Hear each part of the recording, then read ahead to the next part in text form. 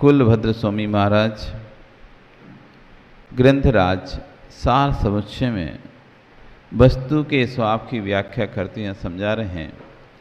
आर्त ध्यान दुख का कारण है। आर्त ध्यान समझते हैं किसे कहते हैं?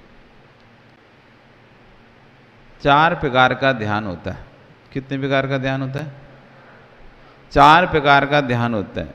पहला ध्यान होता है आर्त ध्यान, दूसरा ध्यान है रौद्र ध्यान, तीसरा ध्यान धर्म ध्यान और चौथा ध्यान शुक्ल ध्यान।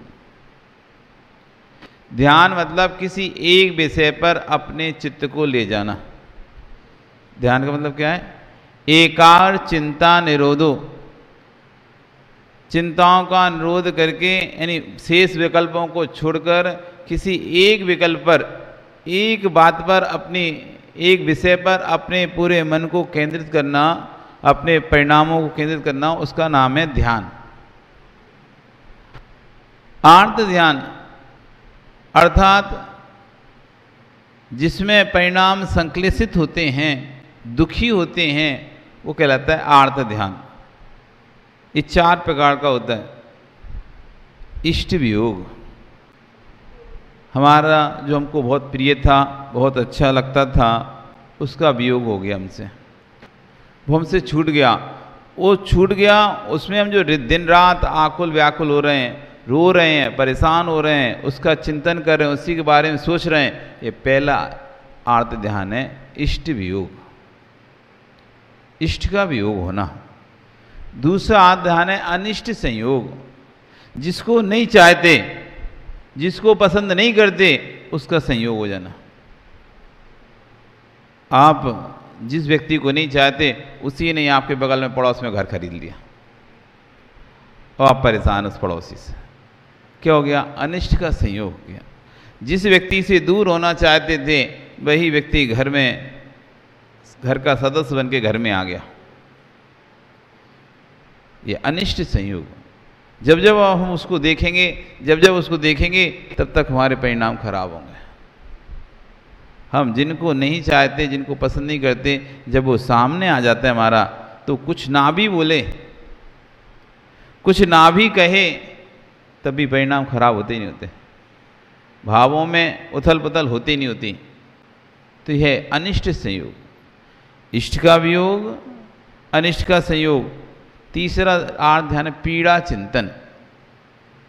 हम बहुत बीमार हैं, हमारी तबीयत खराब है, हाथ पैर बहुत दर्द करते हैं, 24 घंटे शरीर में जो पीड़ा है, उसी के बारे में सोचना, उसी के बारे में बोलना, और उसी बोलते बोलते रोने लगना, परिणाम संक्लेशित करने लगना, दुखी होने लगना, ये पीड़ा चिंतन नाम का आर्त ध्यान है। पीड़ा के बारे में सोचना। और चौथा आर्त ध्यान है निदान बंद। हम जो भी कार्य कर, उसके फल की इच्छा करना। भगवान, मैंने आपकी पूजा करी और मेरी इतने वर्षों की पूजा का कोई फल हो तो मुझे अमुक वस्तु प्राप्त हो, ये निदान करना। अब चीज़ नहीं मिलती जब तक संक्लेशता को प्राप्त होता है।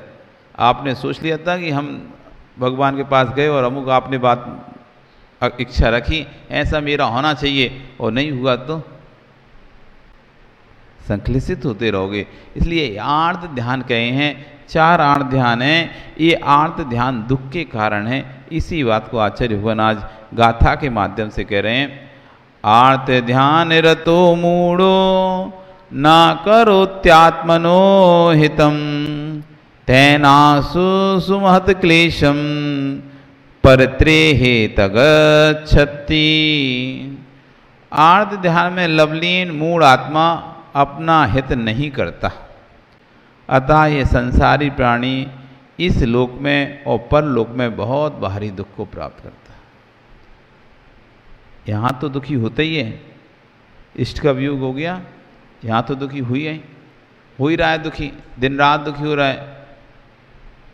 और यहाँ दुखी होने से जो संक्लेश परिणाम हो रहे हैं, उस संक्लेश परिणाम अशुभ कर्मों का बंद हो रहा है, तो परभव में भी उसका दुख होगा।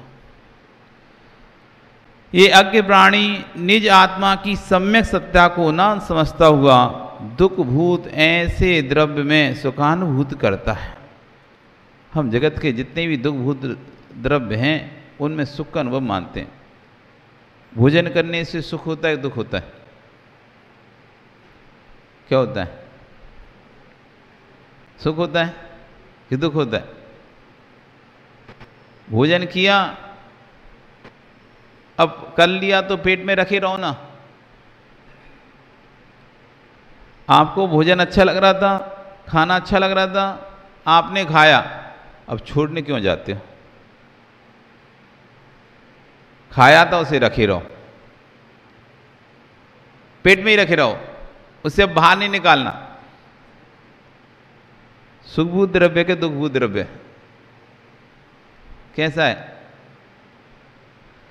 खाते समय अच्छा लग रहा था, लेकिन अब खा लिया, अब पेट भर गया, अब जाने की लगी है, अब छोड़ने की पड़ी उसे।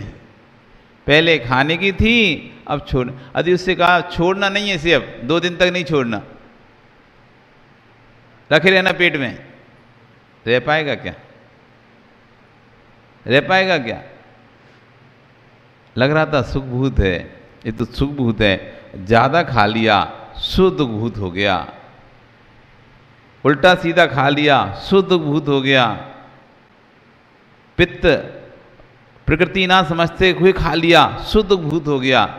जो भोजन सुखभूत लग रहा था, वही भोजन सर्दी जुकाम कर दिया, दुखभूत हो गया। सुखानुभूति करता है किनमें? दुखभूत द्रव्यों में सुखानुभूति करता, नाना अन्यों में भ्रमण करता, क्लेश को प्राप्त हो रहा है। ज्ञानी दुख और सुख में अंतर ही भूल गया। दुख भोगते भोगते इतना काल व्यतीत हो गया कि दुख और सुख का अंतर ही भूल गए। हम दुख और सुख के अंतर ही भूल चुके हैं। सुख किसे कहते हैं तो हमें पता ही नहीं है, हम दुख को ही सुख मान चुके हैं। हम दुख में इतने जैसे कोई व्यक्ति गंदे स्थानों पर रहता है, और गंदे स्थानों वहाँ पे बहुत दुर्गंध आती है। मछली बाजार में चले जाओ, आप निकल नहीं पाओगे, बहुत मछलियों की दुर्गंध आएगी आपको। लेकिन जो वहाँ पर रह रहे हैं उन्हें दुर्गंध नहीं आ रही।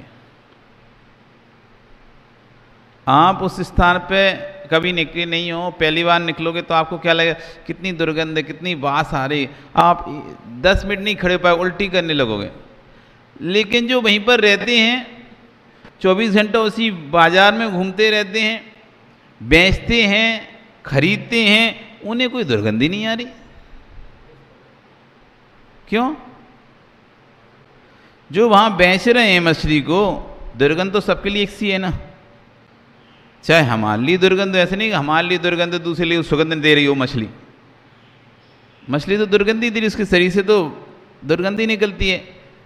तो एक व्यक्ति उधर से निकलता है, उसको नाक बंद करता है, ऐसे नाक बंद करके भाग रहा है।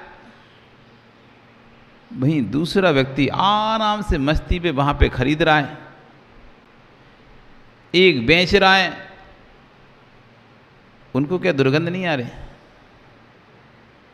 क्या वो दुर्गंध सुगंध बन गई उनके लिए?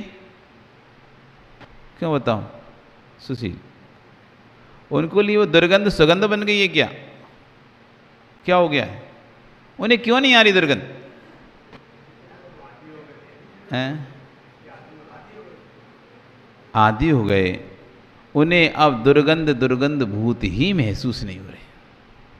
अब उस दुर्गंध सूंघते अब उनके घ्राण इंद्री इस तरह की हो गई है, उन्हें वो दुर्गंध ही नहीं लगती। एक बार 2 बहनें थी, एक मछली पकड़ने वाला काम करती थी और मछलियों को लेके आती थी टोकरी में, और एक दूसरे के घर में काम करती थी। दूसरे घर में काम करती थी, वो वहीं रहती थी, उसी घर में रहती थी और वहीं काम करती थी। और दूसरी बहन इधर मछली बाज़ार में, जहाँ पर तालाब किनारे, नदी किनारे उसका घर था, वहाँ रहती थी। एक बार दोनों में बात हो रही थी, तो बात चल रही थी जब दोनों बहनों में, तो एक बहन अपनी बहन दूसरी बहन को बुलाती है, जो घर में रहती थी। वो कहती है, अरे कभी घर भी तो आओ तुम, हम जहाँ काम करते हैं बहुत बड़ा सेठ का घर है और अभी वो बाहर गया हुआ है। सेठ घर पे नहीं है, मालिक अभी घर पे नहीं है, बाहर गए हैं, आओ और मेरे साथ 1-2 दिन रहो। बहुत बड़ा घर है, बहुत सुंदर घर है, बहुत आलीशान घर है। तो वो दूसरी जो मछुआरे के एरिया में रहती थी, ठीक है मैं आती 2 दिन रहूँगी तुम्हारे यहाँ, कि हाँ रहना। वो पहुँचती है, इतना आलीशान बड़ा घर उसने कभी देखा ही नहीं।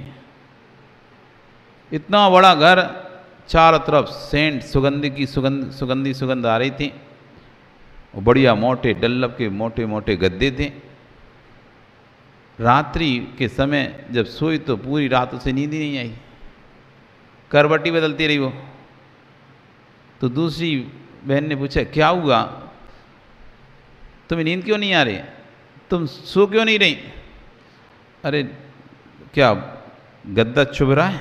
अरे नहीं, गद्दा तो बहुत नरम है, ज़मीन पे सोने वालों को मिल जाए तो क्या ही बात है। तो फिर क्यों नींद नहीं आ रही? कोई परेशानी नहीं, कोई परेशानी नहीं, नींद क्यों नहीं?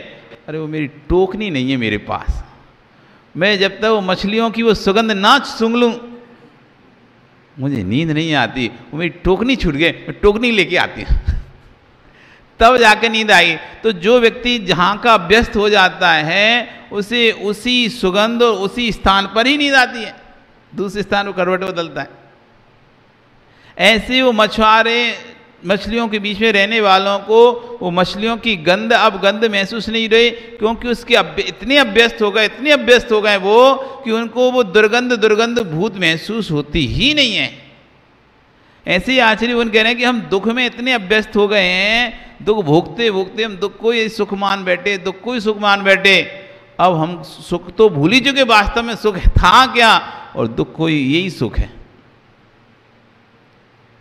घर परिवार संपत्ति इसकी वृद्धि, इसको सुख मानते हैं। घर बढ़े, परिवार बढ़ जाए, बच्चों की शादी हो जाए, धन संपत्ति आ जाए, बस यही हमारे लिए सुख की परिभाषा है। जिसे हम सुख स्वीकार कर रहे हैं वो वास्तव में दुख है। इसलिए आचरण का दुख में वे दुखी है, क्यों है? सपरम बाधा सहिदम। ये जितना भी संसार का सुख है सपरम, पर की अपेक्षा लिए हुए। हम जो भी सुख चाह रहे हैं वो किसी ना किसी अपेक्षा से। हमको गाड़ी का सुख चाहिए तो गाड़ी चाहिए, गाड़ी पर है हमसे, गाड़ी नहीं होगी तो हमें सुख नहीं मिलेगा। गाड़ी खराब हो जाएगी तो सुख नहीं मिलेगा, गाड़ी चलेगी नहीं तो सुख नहीं मिलेगा, गाड़ी में पेट्रोल नहीं होगा तो सुख नहीं मिलेगा। गाड़ी का सुख चाहिए ना, ड्राइवर नहीं होगा तो गाड़ी की तो मतलब पर की अपेक्षा से जितना भी सुख है। धन संबंधी सुख चाहिए तो धन होगा तो सुख मिलेगा, धन नहीं है तो वो सुख नहीं खत्म। परिवार होगा तो परिवार का सुख मिलेगा, नहीं परिवार नहीं तो वो भी परिवार वाला सुख भी खत्म। सपरम, सदैव पर की अपेक्षा रखता है। जितना भी संसार का सुख है उसे कोई ना कोई दूसरा चाहिए। आप देख लो, जिससे भी आप सुख प्राप्त करते हो उस वस्तु को हटा दो। आप जिस वस्तु से भी आप सुख प्राप्त करते हो, समझ रहे हो कि ये वस्तु मुझे सुख दे रही है, ये वस्तु में सुख दे रही है, उस वस्तु को हटा दो। आप अभी दुखी हो जाओगे, अभी दुखी हो जाओगे। सपरम, पर की अपेक्षा रखता है। जिस सुख को हम सुख कह रहे हैं ये सुख पर की अपेक्षा रखता है। जैसे ही वो व्यक्ति जाता है, जैसी वो वस्तु जाती है, वो सुख भी चला जाता है।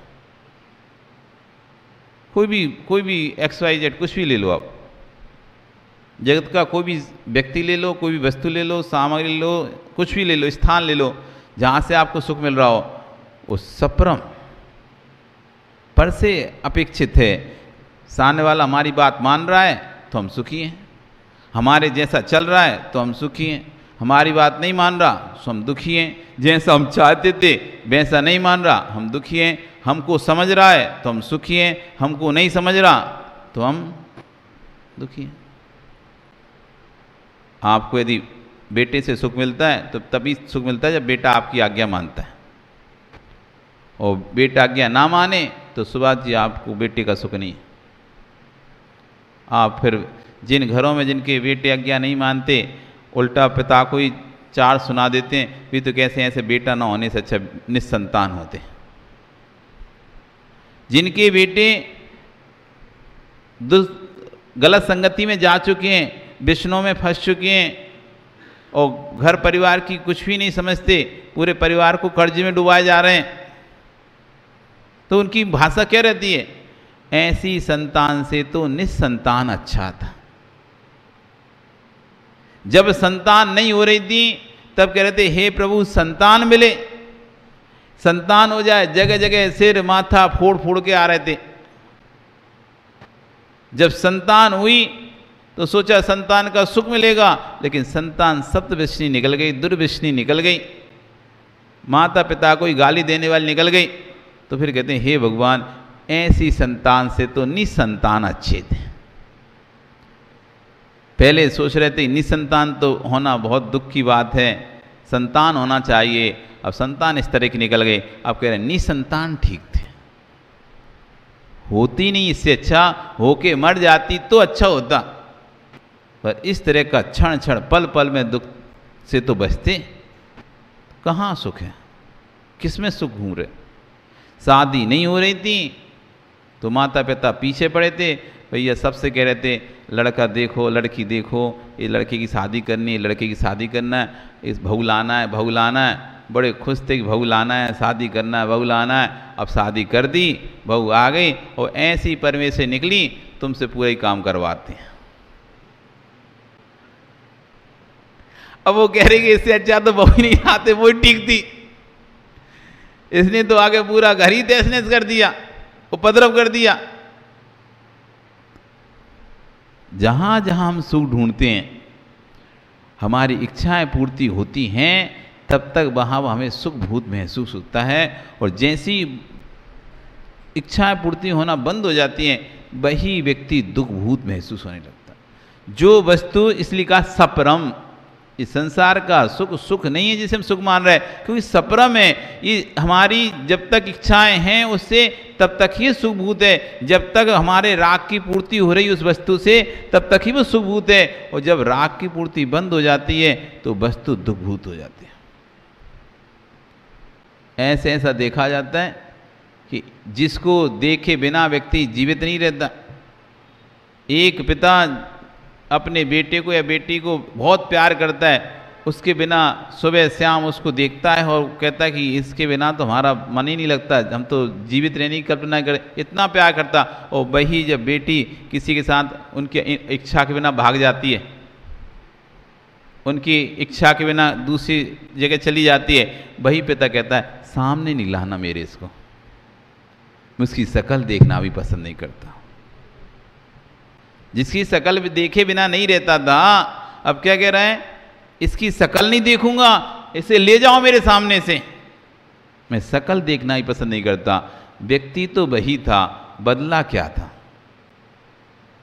व्यक्ति तो वही था, जो पहले था आज भी वही है, जो कल था आज भी वही है, लेकिन बदला क्या? बस बदल ये गया, जो राग की पूर्ति आप सोच के रखे थे, मैं इसकी शादी करूंगा, बहुत बड़े परिवार में करूंगा, ऐसा करूंगा, वैसा करूंगा, लड़का ढूंढूंगा, बहुत कुछ आपने जो सपने सोच के रखे थे, वो राग आपका पूरा नहीं हुआ, तो बस जिसे आप अपना मान रहे थे वो आपको पराया लगने लगा।